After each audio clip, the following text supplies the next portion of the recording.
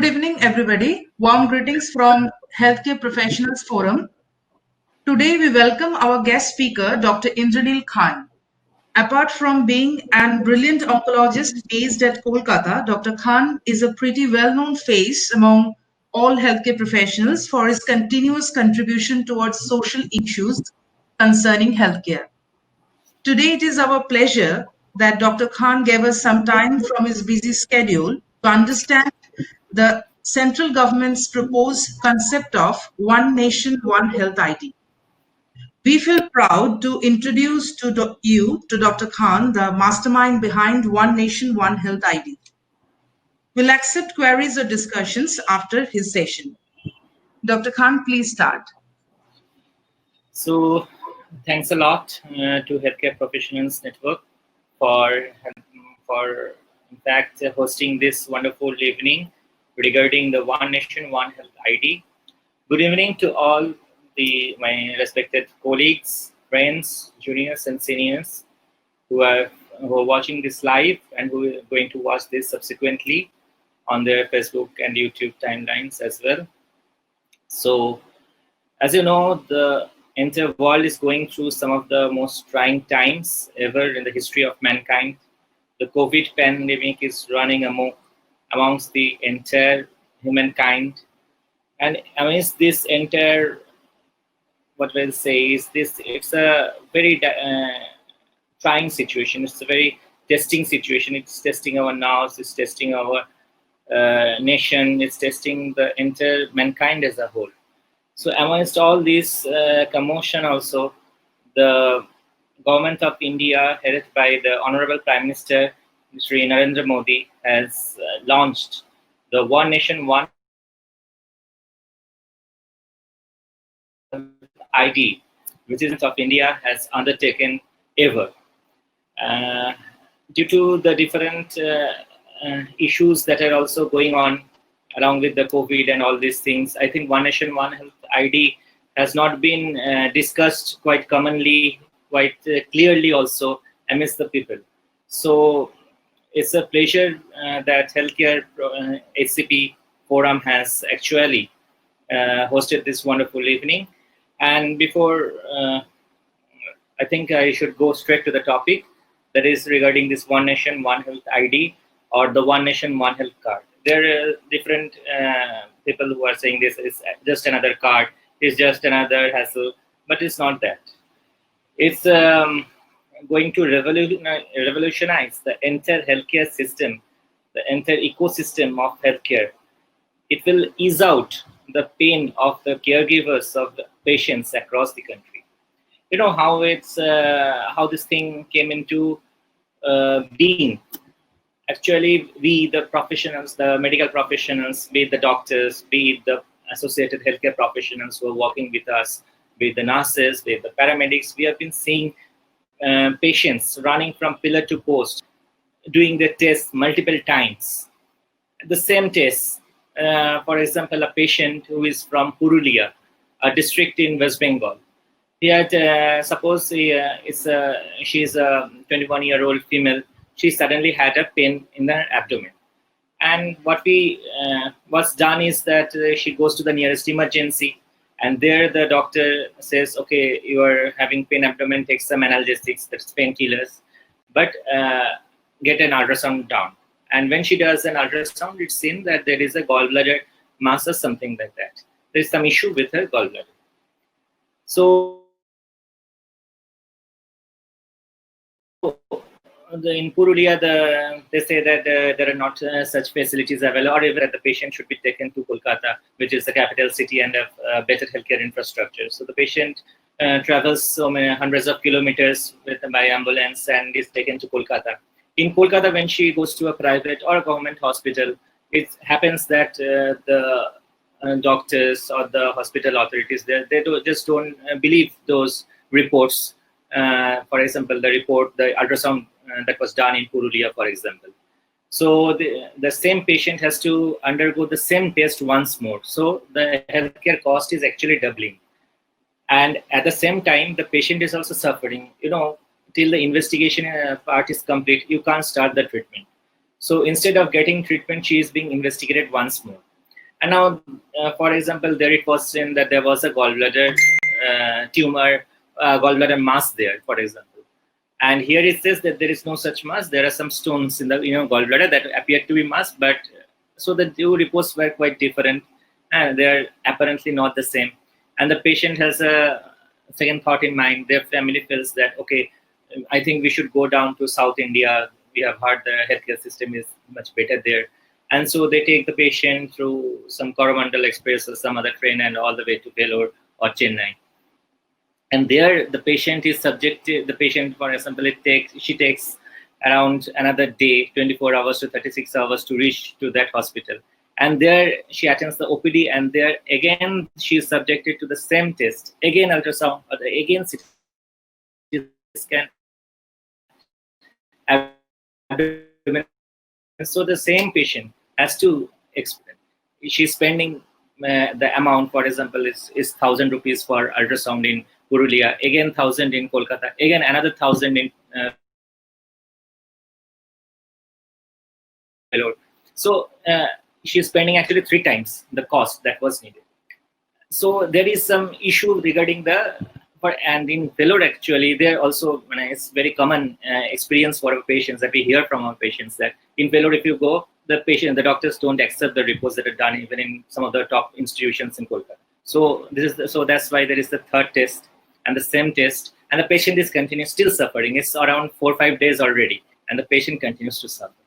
So there was the thought that there should be a centralized system, that is all labs by radiological investigation centers. They should have one national standard that will maintain the global standards as well. So why not bring all the quality labs under one network, and their entire database will be available to a central repository of information, so that the same patient the same patient, as I was speaking of this 21-year-old girl, she won't be asked to do the same test 3 times again. So in the One Health, One ID card, that is, their patient will have one unique health ID, and maybe it will be tagged to other whatever that will be decided by the government of the day, and it will be one central number like we have this other number. So that number will be there in the system. So once she enters a number in the system, a patient who has done a test in a quality lab in Purulia, for example, that same report will be showing up to the doctor who will be seeing her in Vellore or in Kolkata. And since it is accepted as a quality lab by the government of India, the doctor, be it in Vellore or be in Kolkata, won't be asking her to repeat the test. There will be no doubts on the authenticity of the report as well. And of course, to get into the system into this national health grade or whatever, so the central repository, you have to maintain, every lab has to maintain some standards. Only then will they be they'll be allowed to put in their data into the system. And if you have quality labs with adequately qualified doctors, adequately qualified staff, I think that all these issues regarding the veracity of the different reports, regarding the authenticity of the lab results, this will also put to rest. So the patient, instead of suffering for 7 days, she will be subject to treatment the very next day. Even if she has done a report in some remote village of West Bengal, her report will be accepted wherever she goes, be it in Kolkata, be it in Mumbai, be it in Chennai or Delhi. So the patient actually saves quite a lot amount of money. In fact, you know that today, when we are speaking of our hospital healthcare in expenditure, we are seeing some skyrocketing bills, and you will find that most of the billing is there in the medicines and in the investigations. In fact, more in the investigation part also, because investigations involve so many tests, and many of these are actually repetition of the same test. So this repetitive thing must stop, and the patient should get some quality report done. Everyone has the right to get a proper quality of report. For example, a patient who is suffering in Delhi he or she will be getting a superior quality of report, and a patient who is suffering in Shiliguri won't be getting that. That should not be done. It should be equitable access to our healthcare services actually. And you will find that, for example, regarding this patient, she may go to Vellore or may go and get the first round of treatment out there. And what happens is, everywhere across the India, most of the prescriptions are manual prescriptions. Many of the records, documents, actually, they're loads of paper and they get lost actually. But thanks to the central repository of information, that is the One Nation, One Health ID, all the data, the relevant data, be it the treatment progress, be it the investigations, be it the treatment records, and then the medicines the patient has received, everything will be documented into the system. Some people will say that it's already there. It's not actually there. There are some particular hospitals who have initiated e-prescription, no doubt. They've done a good thing. But each of them has access to their own patients only. If I go to, for example, Tata Memorial Hospital in Mumbai and get treated there, then the reports that are done at Tata, those reports won't be accessible when I return to my hometown in Kolkata, for example. If I wait to see a different doctor for my emergency 1 month down the line, the doctor will have to do my reports afresh. The doctor won't be getting adequate medical information also regarding to the treatment records and all these things. So this thing has to stop. For example, there are different private hospitals also in Kolkata. They have their own database of information of their own patients. But the moment the patient goes to a different hospital, everything starts afresh. But with this coordinated infrastructure, this coordinated system, that is the entire hospital network, the entire lab network, they will be under one roof. There will be in a single server, in a single database, so that if today I am getting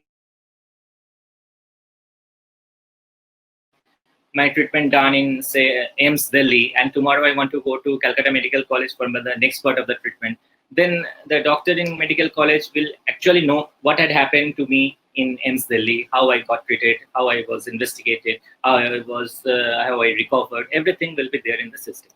And then there are patients, for example, patients with chronic kidney diseases, patients with, say, cancer patients. They have loads of investigations, loads of medical records, loads of tests. You will find that, for example, a cancer survivor or a cancer fighter who is already, for example, diagnosed with cancer for more than a year and has come to my clinic, he or she brings so many files. It will be like a load of information. You will be finding that there are around 400, 500 pages of information. And it's actually physically not possible also for the doctors to find, nor is it possible for the patient also to get the report that the doctor is seeking also.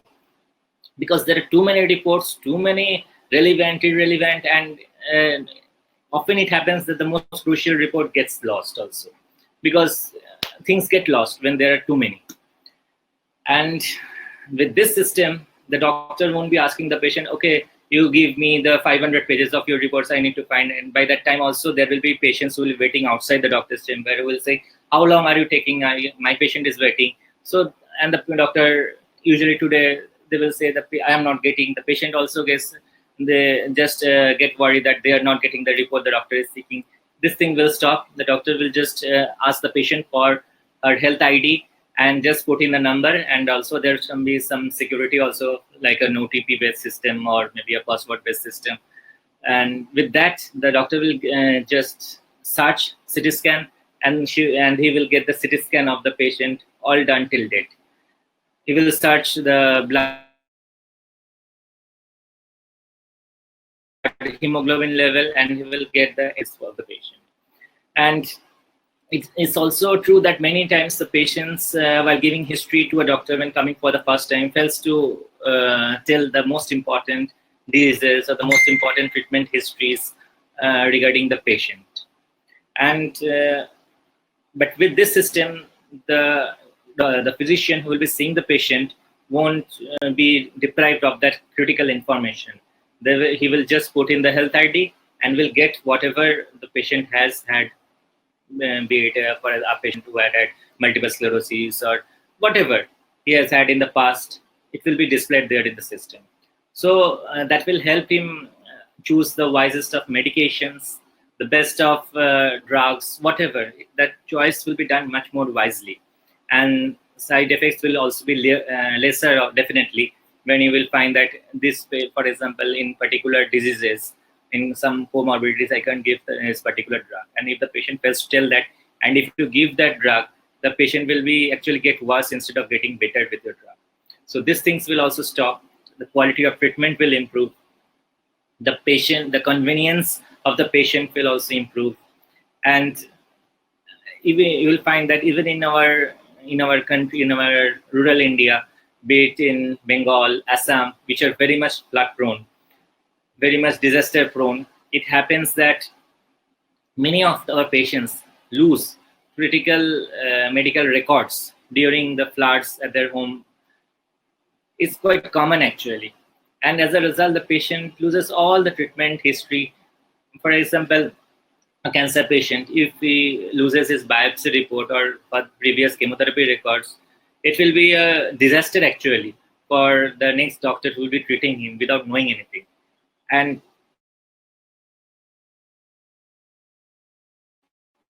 such disasters can actually play a very recovery of that patient.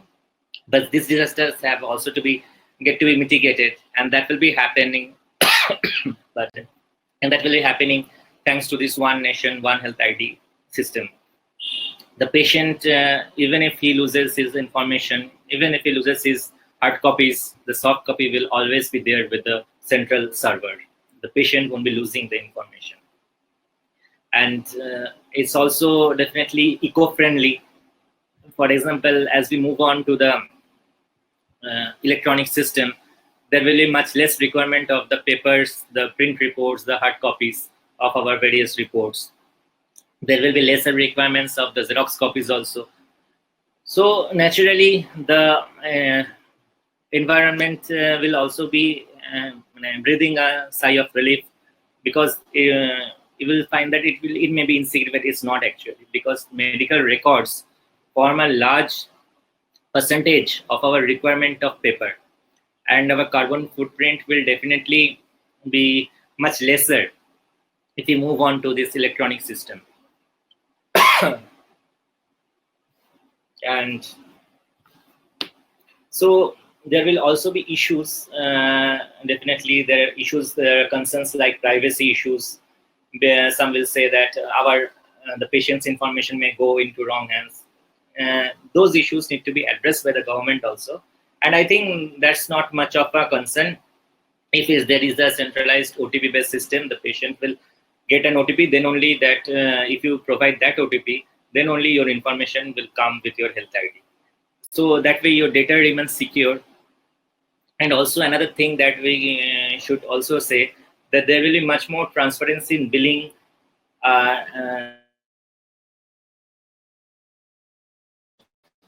for this investigation. Whenever the lab network or the investigation, the different radiological centers, they will move to this particular national platform, everything gets documented.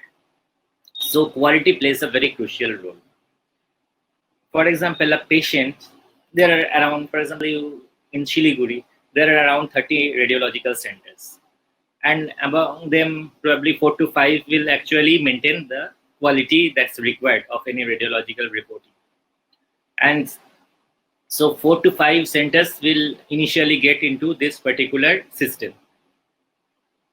So the patient will, who knows that my report, if I do in this 4 to 5 centers, then my report will be accepted everywhere across the country. I can move with this report to Kolkata or Delhi, whatever. But as a result, what will be happening, the remaining 24, 25 investigation centers, they will try to improve their quality.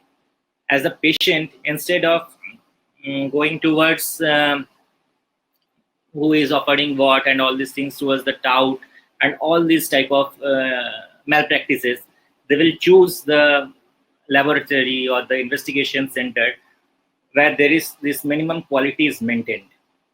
So I think that's the very crucial part, because if the priority of the laboratory network, of the investigation center, of the medical institutes goes towards maintenance of quality, I think healthcare will be highly benefited. So that will also be a plus from this particular system. And however, everything depends on how seamlessly it's implemented, because implementation is very much crucial for the success of any project, and especially for an ambitious project that involves the future of 1.38 billions.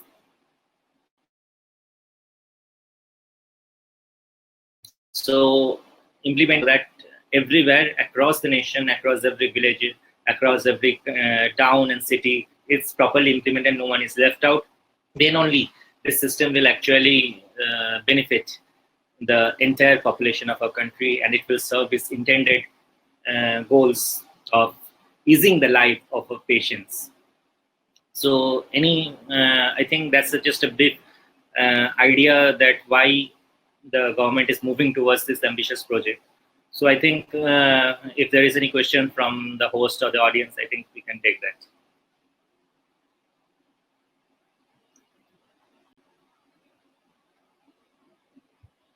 Okay. So I think Dr. Shautadru Mohapatra asked the same thing, that what is meant by quality? I mean, will NABL or some approval is required for this, or it's a different body altogether? Listen, that will be done according to the decision, because it will be implemented by the Ministry of Health and Family Welfare, Government of India. I think they will put in some safeguards to the system. I think NABL, NABH, this will definitely come into play.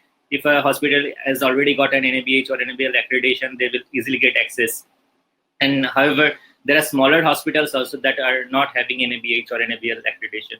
So at that accreditation has also to, I think, a robust system of accreditation without any biases, without any malpractices, that has to be developed by the government of the day. And the union government has to partner with the state government also, because the health is a state subject, as we know. The Constitution of India empowers the state to implement the various health policies. So every state government also has to play a very crucial role to ensure the success.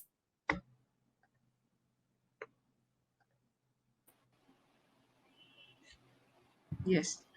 And so when can we expect this to roll out? I mean, this is as it is. That I think we should leave that to the government of India also, because as we know, we are going through a very challenging time, and because of our priorities tackling the COVID crisis. However, the One Nation, One Health ID is going to play an important role also in the vaccine distribution system also. If we get a proper networking of all of our 1.38 billion Indians together in one repository of information, then vaccination will be much more seamless. Whenever I have a vaccine, any citizen has a vaccine, that will be marked with the system. And so there will be much better distribution up to anyone who is not getting the vaccine, that will show up with the government's database also. That will make things very much transparent. And also the implementation of this vaccine is, it's a very big challenge for a country like India. And that implementation of the vaccination, once the COVID vaccine comes, that will be very much facilitated if this One Health, One Nation, One Health ID project is implemented prior to that. Yeah. And so another thing is, keeping this government hospitals and private hospitals in mind, that will it be possible to implement this project everywhere? I mean, in private hospitals also, or in government hospitals also? No, in fact, One Nation, One Health ID envisages the integration of all hospitals, all healthcare institutions, be it government, be it private, everyone, or the PPP model hospitals and even labs and everything. It will be done in probably 2 phases, but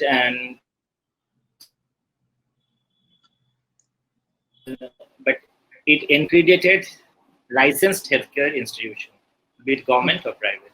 Okay, so there has to be some robust EHR system also, na? Electronic. Yes.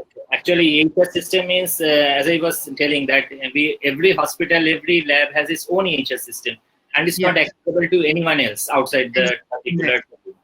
And that's actually, it just helps the work out there only, but it does not help the patient once he or she goes to a different institution, and everything starts afresh. So this will ensure that the entire EHR gets into one central repository, and anyone anywhere across India can get access to that information within a second. It will be also not a surprise if we get an app also, and the patient who will be sitting in our OPD, he will just whenever the doctor seeks a report, he will just log into his app. Everything, the data will be with him only, and he will just show that, here, doctor, this is my app and these are my reports. He will just log in himself. He will log in with his own Aadhaar or OTP, whatever will be decided by the government, and he will show the doctor, these are the reports you are seeing. So that will ease out the system, and wherever those reports will be done, be it in any big hospital or any small hospital, the reports will be there in his mobile only. Okay.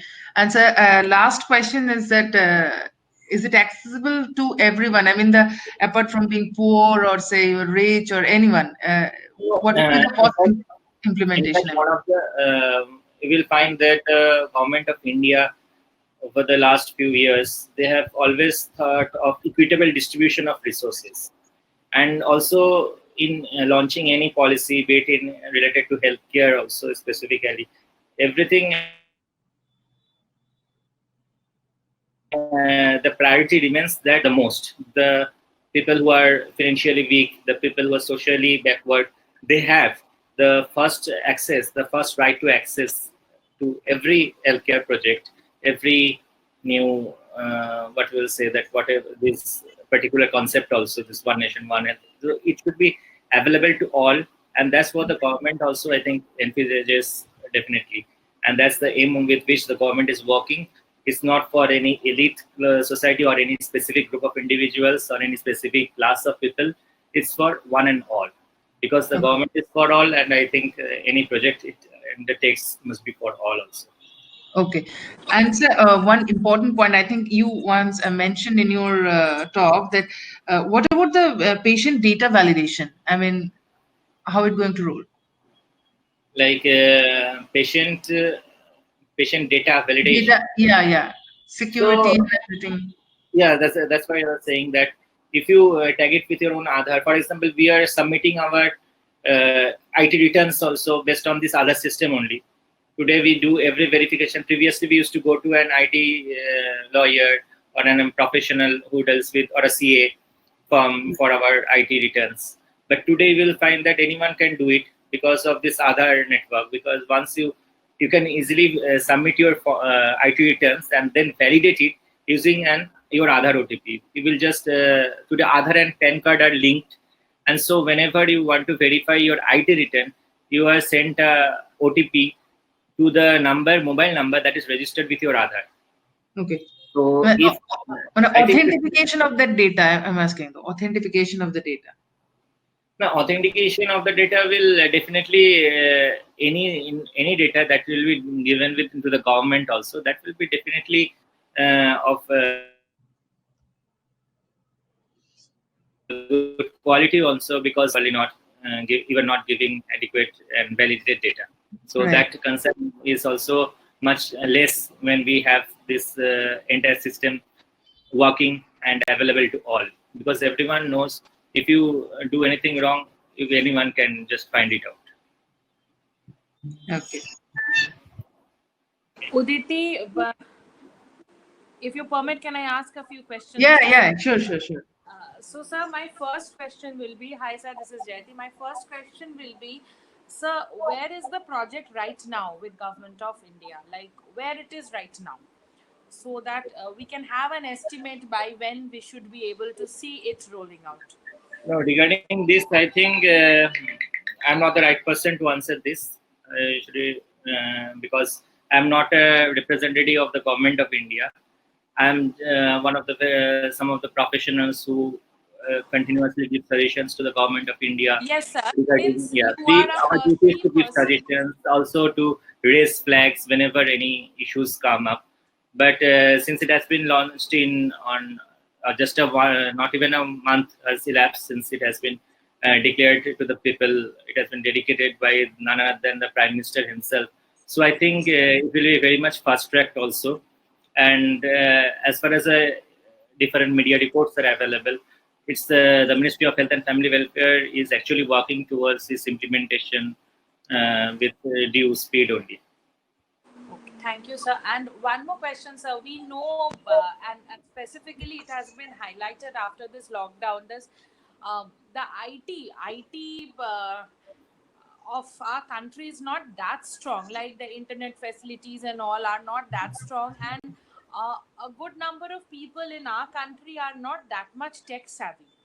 So this card, accessibility of this card to those people, and especially the geriatric population who are not that much technologically savvy, so how they will operate this? Just wanted to know this, sir. First of all, if we don't launch, if the government does not launch this thing, then the entire population will be deprived of its benefits. The entire 1.38 billion people, everyone, those who have access to internet, those who are tech savvy, who are not even, everyone will be deprived of it.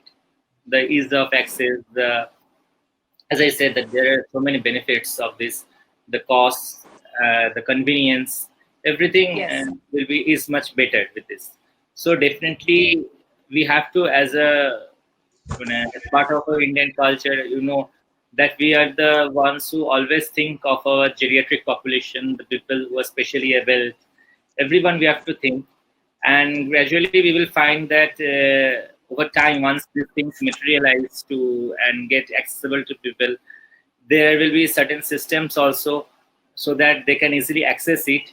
And definitely I will request also that I think the government will also do that. The geriatric population and those who are not who don't have access to technology, they will be assisted by other persons of the society, and you will find that this happening actually. The government has also an ambitious project towards digitalization of the entire India. If they are aggressively laying optical fiber cables, there are different agencies with BSNL, Geo, and there are government and non-government agencies also who are working towards the putting the entire India, every village, into the digital network together. And once it's done, I think everything, one can't wait for another.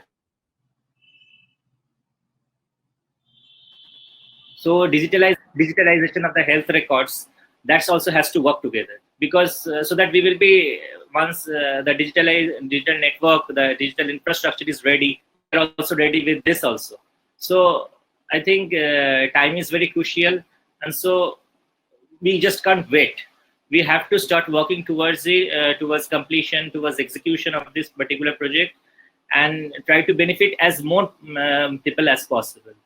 Starting with, even today, if 60% of the Indian population are benefited from this, so that will be within the first year, that will be a great step. In fact, that will be a great achievement. And within the second year, we can expand it to 78% of the population. And over the next 3-4 years, it will, the entire 100% of our population can come into it. So I don't think that access to this project will be a major issue, actually. Okay. So one more thing. Like this is a great initiative that everybody will be able to access all their health-related datas online. Now, are there any plans with the government of India to also digitalize the number of emergency or the number of critical care beds in India or in a state, so that, like, you understand, now in this pandemic situation, people are running around to find actually a bed in a proper hospital. So You is know, there any planning for that? the government of the day, will find that one of the priority has been healthcare only. The India's investments in the from the GDP into healthcare was even much less, even 2-3 years back. So you will find that there has been national health policy a couple of years back, and healthcare related infrastructure development. So you will find that over the last 2-3 years, there has been a high increase in the number of specialist doctor seats, that is the post-graduation MD/MS seats. There have been an increase in MBBS seats also. So you will find, so naturally there is being a systematic increase in healthcare manpower, healthcare human resources that has to be built up to, because just laying out a number of beds won't be providing any actually purpose to what we want. It will to have an increase in the number of beds, we have to an increase in the number of doctors, qualified nurses, qualified paramedics. So that has already started. Over the last 2-3 years, you will find that the number of doctors who are passing out are increasing in large percentages, definitely, since the last 2-3 years. Same with the number of nurses. Then there has been an increase in the number of healthcare human resources over the last few years. And there has been a systematic work also towards, you will find that the government in the previous budget only, they said that every district of India will have a medical college that will act as a tertiary care center. That is, as I was saying, the decentralization of healthcare, which is very much needed. For example, in Kolkata, in the West Bengal, you will see that there has been an overcrowding in the Kolkata-based hospitals. People from every district, from Darjeeling, Kalimpong, be it from Purulia, Murshidabad, Malda, everyone coming all the way to Kolkata. So naturally, there is a congestion in the different medical colleges and hospitals of Kolkata. Now, to decongest that, it won't be very beneficial if we build new colleges in Kolkata, the new hospitals in Kolkata. If we build else in the different districts of West Bengal, the people won't be forced to come to. Actually, people have to suffer a lot. Their entire family members, they also have to come all the way. They have to leave their work. They have to leave other responsibilities. Some leave their children at home and come all the way to Kolkata. That need has to be obliterated in entirety. A person who falls sick in Balurghat need not come to Kolkata. He should get treated in Balurghat only. So that's why a number of beds are definitely being added, as number of medical colleges and hospitals are being increased. So number of doctors and nurses are also being added proportionally. And I think over the next 5 to 10 years, the change is going to be even more visible. You will find the work is already in progress, and to see the results of this systematic work, I think 5 to 7 years will be very much okay to see actually something visible happening. Okay. Thank you, sir. Thank you for your insight today. I think we will end this session now. Oh, acha, okay. Facebook. There is one question in Facebook. I'll just see that.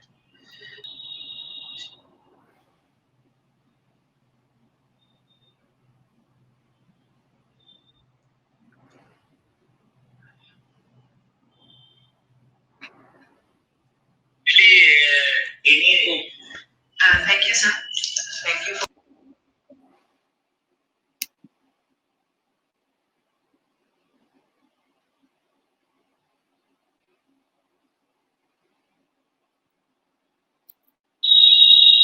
Yeah. So the question is, while doing this, the personal data of anyone may get publicized or exposed to others, which is against medical ethics. How can it be solved? Dr. Shubhrata Biswas is asking. Pardon? I couldn't hear the first part of your question. Yeah, okay, just one.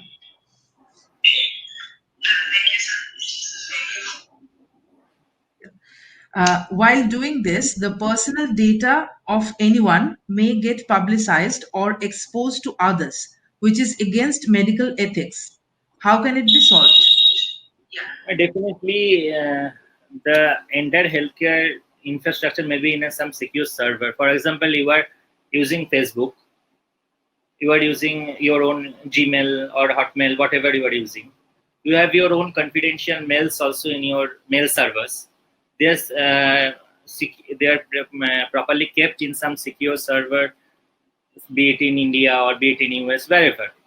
It's there. No one has access to that. Only you have access to that, but those your own mails. Only you have access to your own inbox. And to get access, you have to put in your user ID, your user name and password. Then only you get access to that. Same thing will happen here. If there will be a central repository, like your mailbox, there will be your report box or record box, whatever you call that. And to get access to that, you have to log in using an OTP or an user ID. Okay. That's how it will work. No Yes. one else will be able to log in. Okay. Okay, sir. That's all for today, I think.